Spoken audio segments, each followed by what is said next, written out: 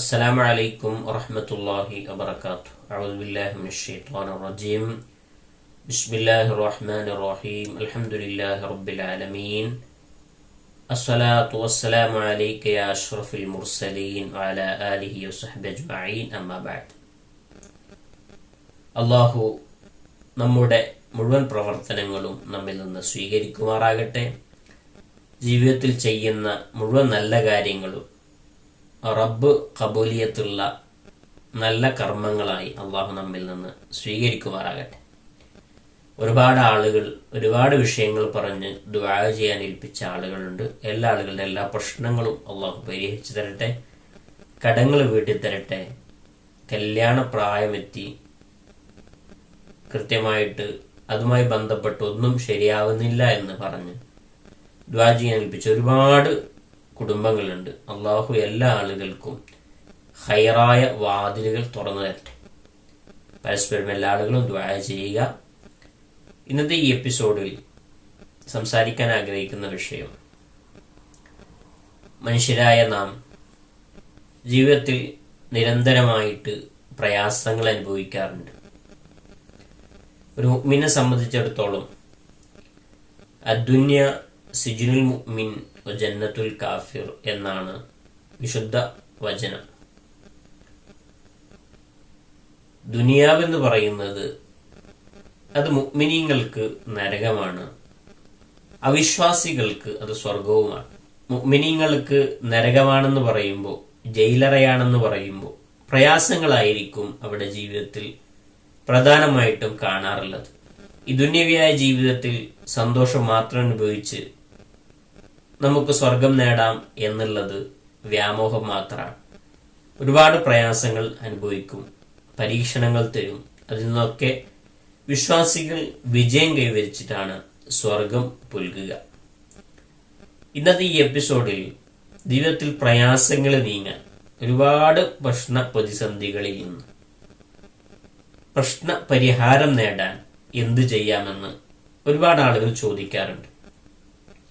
അത്തരം ആളുകൾക്ക് ഒരുപാട് വിഷയങ്ങൾ ചാനലിലൂടെ നാം അപ്ലോഡ് ചെയ്തിട്ടുണ്ട്.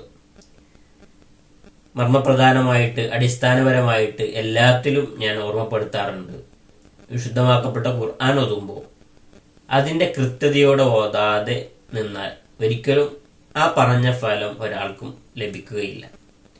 അതുപോലെ മറ്റു എന്ത് വിഷയങ്ങൾ ചെയ്യുമ്പോഴും നമ്മുടെ വിശ്വാസം എത്രത്തോളം ദൃഢമാകുന്നുണ്ടോ അത്രത്തോളം നമ്മുടെ പ്രശ്നങ്ങൾക്ക് അള്ളാഹു പരിഹാരം നൽകും.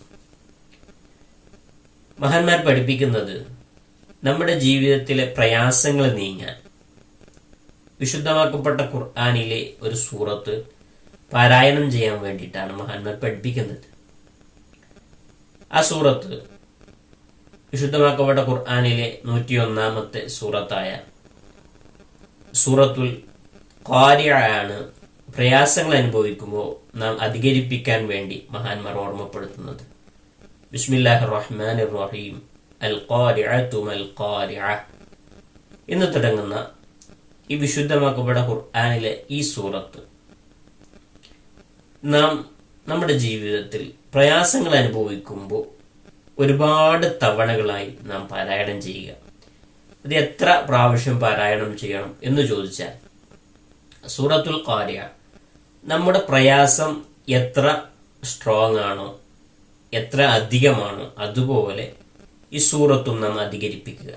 വലിയ പ്രയാസമൊന്നുമില്ല, ചെറിയ പ്രശ്നങ്ങളാണ് പരിഹരിക്കാനുള്ളതെങ്കിൽ ചുരുങ്ങിയത് സുബ്ഹ് നിസ്കാര ശേഷം 3 സൂറത്തുൽ ഖാരിഅ എങ്കിലും നാം പാരായണം ചെയ്യുക.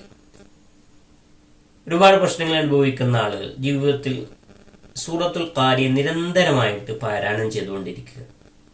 ഇൻഷാ അല്ലാഹ് ആ പവിത്ര സൂറത്തിന്റെ ആ വലിയ ബറക്കത്ത് കൊണ്ട് നമ്മുടെ എല്ലാ പ്രയാസങ്ങളും അള്ളാഹു മാറ്റിത്തരിക തന്നെ ചെയ്യും. അതുകൊണ്ട് ഈ സൂറത്ത് ഇത് കേൾക്കുന്ന, പ്രയാസങ്ങൾ അനുഭവിക്കുന്ന എല്ലാ വിശ്വാസികളും നിങ്ങളുടെ ജീവിതത്തിൽ പകർത്തുക.